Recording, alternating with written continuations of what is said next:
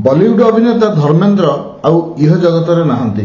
से 89 वर्ष बयस बॉम्बे स्थित बासभवन में इहलीला संवरण करछंती। 1970 मसीह most handsome man in the world title हासिल करछंती।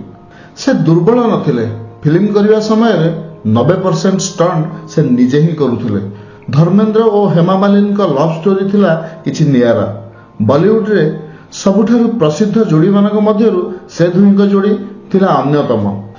धर्मेंद्र को 100 रु अधिक फिल्म सुपरहिट होइथिबा बेले सेथि मध्यरु से हेमा मालिनी को सह मिसी 30 टी फिल्म करछंती, जाकी से समय रे सुपरहिट होई पारथिला। तांका अभिनय एमिति थिला जाकी दर्शक महल रे तांको हिट मेसिन बोली मध्य कुहा जाउथला। तांका अनुपस्थिति रे फिल्म जगत रे तांका स्थान अपूरणीय होई रहि जिवो। 2012 मसीह रे भारत सरकार तांको पद्मभूषण सम्मान रे भूषित करथिले। 1960 रे फिल्म जगत रे पाद देई 100 रु अधिक फिल्म रे निजे ही स्टंट तथा सफल अभिनय करी सुपरस्टार होई पारथिले।